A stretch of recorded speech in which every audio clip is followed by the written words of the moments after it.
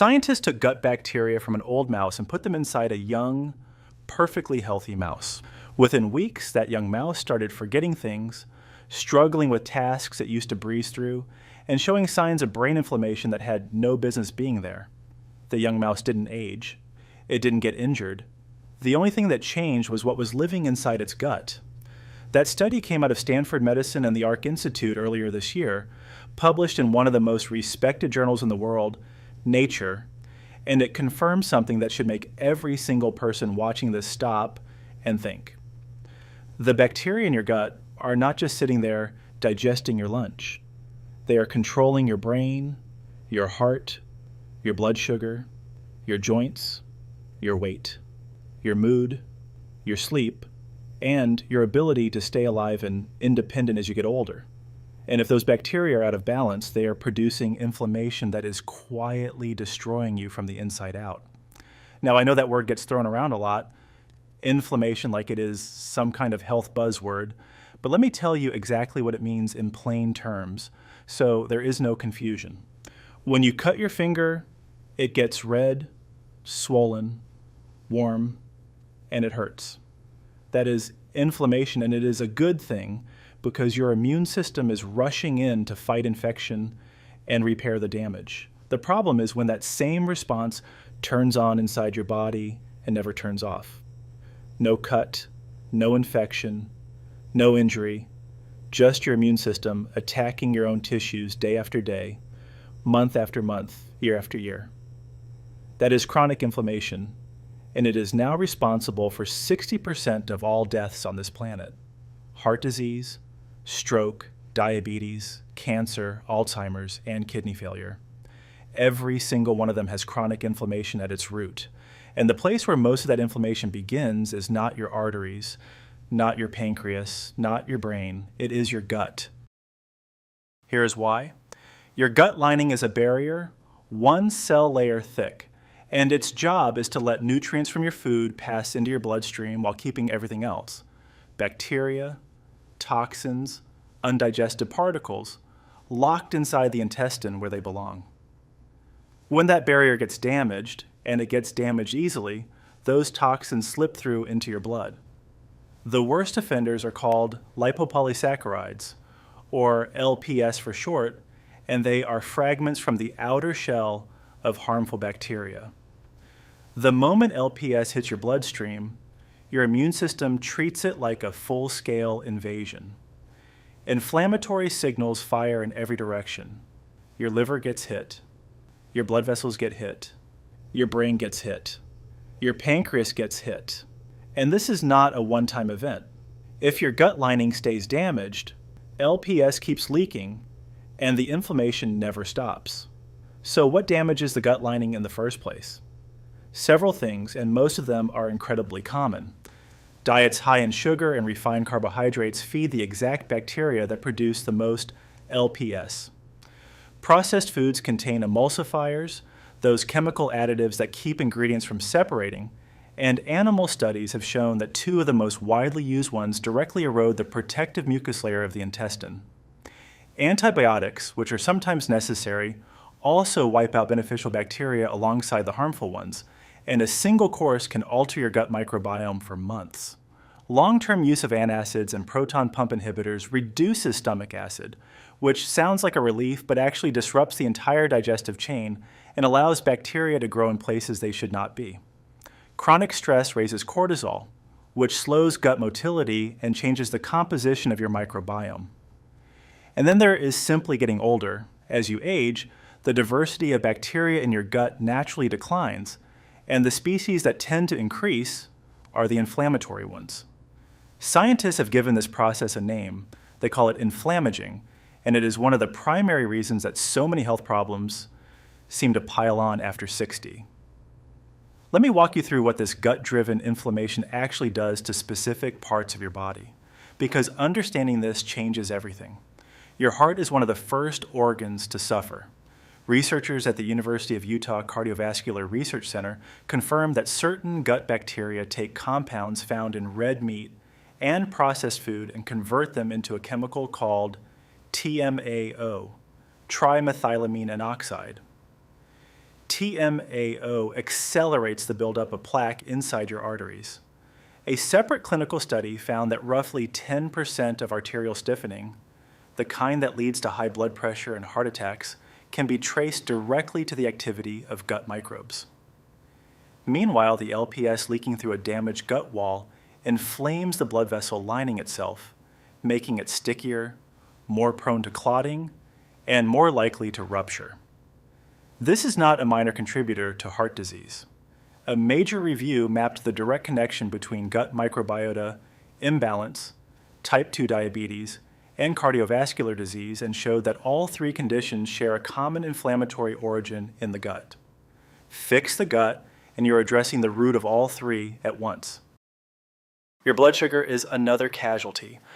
The beneficial bacteria in a healthy gut produce something called short-chain fatty acids, and the most important one is butyrate.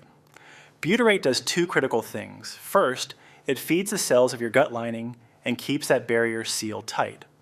Second, it helps regulate insulin sensitivity, meaning it helps your cells respond properly to blood sugar. When the bacteria that produce butyrate decline, which happens with poor diet, antibiotic use, and aging, your gut becomes permeable, LPS floods in, and the resulting inflammation directly interferes with insulin signaling. Harvard School of Public Health has stated plainly that chronic gut inflammation is a precursor to insulin resistance, not a consequence of it. That means for many people, diabetes did not cause the gut problems. The gut problems caused the diabetes. Now here's where it gets truly unsettling. That Stanford study I mentioned at the beginning did not just show that old gut bacteria cause memory loss. It identified the exact mechanism. As you age, a specific bacterium called Parabacteroides goldsteini increases in your gut. This bacterium produces medium-chain fatty acids that trigger an immune response right there in the intestinal wall.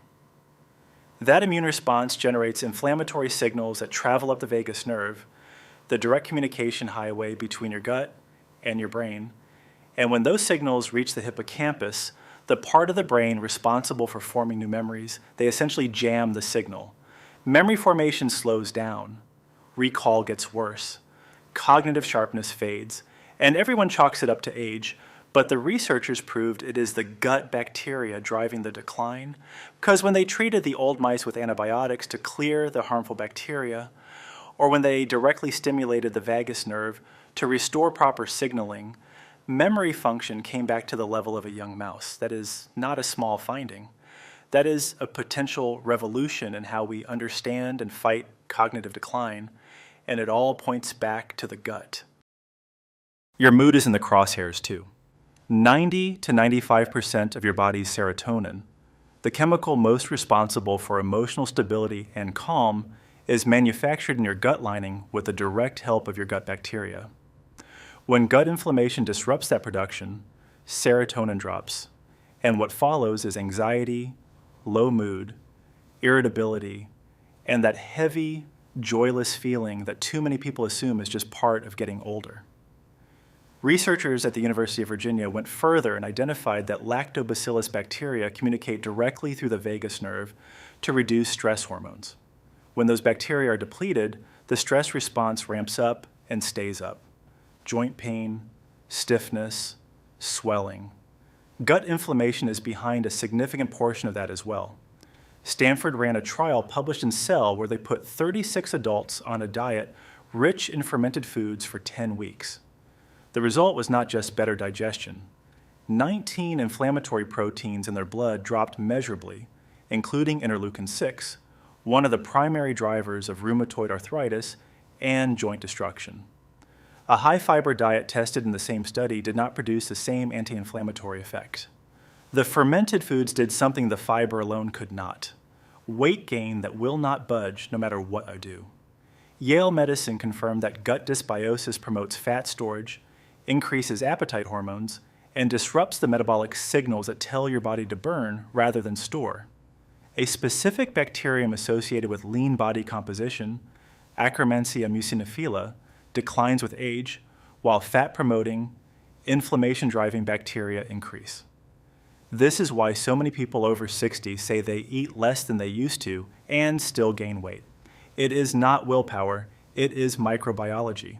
So what do you actually do about all of this? The research points to clear, specific, affordable actions, and none of them require a prescription. First, fermented foods need to become a daily part of your life. That Stanford trial is the gold standard here.